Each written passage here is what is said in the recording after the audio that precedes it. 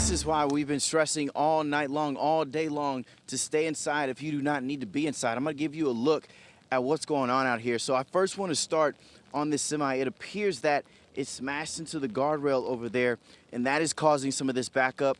My photographer, Billy, if you zoom in, you can also see several cars that are just stopped right there. Now, coming up this way, we saw several sports cars, cars that are not good for weather like this. I can't make them out up there all the way, but I have seen a couple folks actually spin out trying to get out of this weather because the cars are so low to the ground. But here on Woodall Rodgers, we've actually seen several vehicles that have been up on this freeway turn around and try to exit off the entrance ramp. That is not something that you want to do because that in itself can create more problems, especially in this weather. Now, going up this way, we did see emergency crews head up there. There were several more cars. I'm looking right now, and it looks like some folks are trying to actually push some of the vehicles out of the way. So a lot is happening right here. If you can, please avoid this area. Again, we are urging any and everyone to stay inside. This is a prime example as to why. Now, I'm sure we're reaching out to officials, making sure everyone in this situation is okay.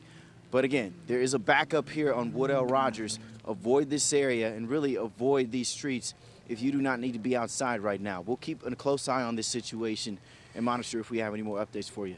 Richard, before you go, I just saw one new car start heading that way. So clearly it's not closed, right? I mean, traffic is still flowing under you on Woodall Rodgers. I guess my question is, are emergency crews going to get out there and shut the thing down to prevent more cars from getting stuck? Well, it's still wide open. You can see traffic still flowing there. Yeah. Well, yeah, and that's something that we're wondering, too. We're going to zoom in right quick. Like I said, there are still cars coming on the entranceway. And like you can see this car right here, prime example, it's actually going the wrong way to get off because there are so many cars blocking that area. This is not something that you want to do. This is why we're telling folks stay off. Now, I have not yet seen any first responders or crews come here to shut this area down. I'm sure they should be on their way, but I mean, you can make out there is a gentleman in here with the vest on. I'm sure he's been trying to help the driver of that semi, but again, we're telling folks to avoid these streets, and this is why, so you don't end up in situations like this. There's no telling how long these cars could be stranded just on this stretch of road right here. But of course, we'll keep an eye on this. I'm actually going to head over to the other end of it just to make sure nobody else is getting stuck down there, see what's happening, if any crews are headed up, and once we're able to give you an update, of course, we will give you that update when we can. Yeah, hopefully we can keep that shot up to keep a closer eye on that, because what I just saw was there was a group of volunteers, of Good Samaritans, who were going out and trying to get people pushing. They were actually getting out there and push. Man, I've been stalled out before. I've had people help me. I've gotten out there on the road before and help push a stalled car. I can tell you, under normal conditions, it is very difficult. That is the way I go home every night. I drive right through there every single night. So it is a slight incline. I can't imagine trying to push a car up a road like that on that incline with the roads the way they are now. But they have been out there, this group of like 3 or 4 people. They did get a white car going, and the white car was able to drive off. And we can see now they are trying to help someone else to do what they can. Of course, standing outside the car, Teresa. That's what makes me nervous, I know Chris. they're helping, yes. But at the same time, they're definitely putting themselves at risk because yeah, you see that car coming down the wrong way, just flashing their bright lights and saying, you know, hey, I'm coming the wrong way. And you are right. Those are Good Samaritans. They are trying their hardest to help people, but man, you are standing in the face of danger right there because that is slick. These cars could turn and slide right into you, and it just makes me really nervous to watch this. And then we've got this poor tractor trailer. I mean, that's not going anywhere anytime soon. No, and he's probably blocking at this point probably the whole left side, 2 lanes at least on the left, which makes it that much harder to get through. I'm a little bit surprised, given its proximity to downtown and knowing that this Mavs game was letting out.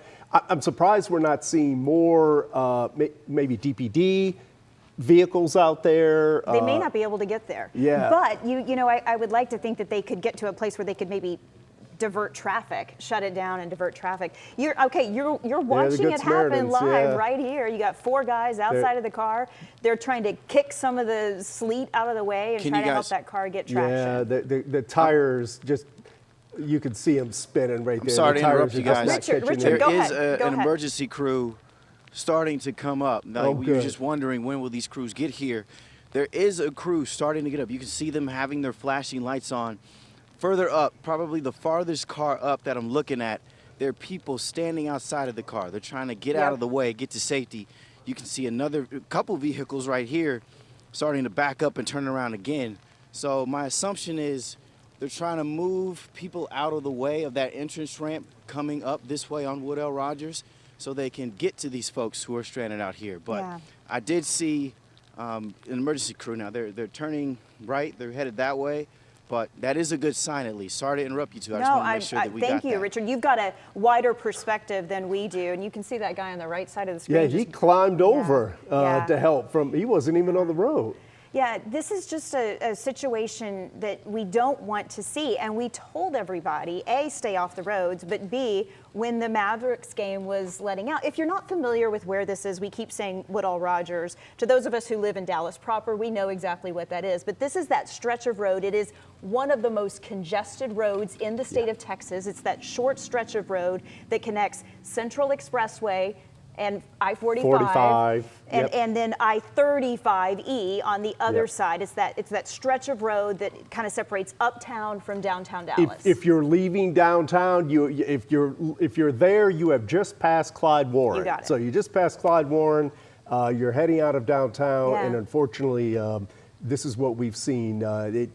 No better evidence than what you're seeing right here of why you do not want to be out on the road. And you just said it, Chris. You take this road every night. This is your path Not home. going to do so not tonight. Not going to do so tonight, no doubt. But it is not a major incline, but it is an incline, and it is elevated. This is exactly what we've been talking about all day long.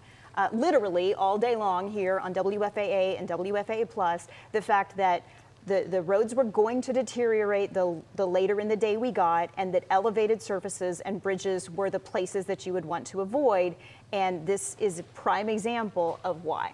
Yeah, the one, I think, good takeaway that I can say just from what we've seen, I can't say that we've seen every single thing that happened on this stretch of road, but from what we've seen, there were no major crashes. We didn't see any overturned cars. We didn't see any cars flying into other cars, striking them, broadsiding them, nothing like that. So at this point, it looks like, from what we can tell at least, that no one was seriously injured here. Yeah, and so great news. What was there earlier cleared out. But yet the road's still open, and so we can start to see a couple of people having trouble, and so you wonder if the whole situation is going to repeat itself. But thankfully, the mess that was there, that was sort of immediately after the Mavericks game, seems to have cleared out.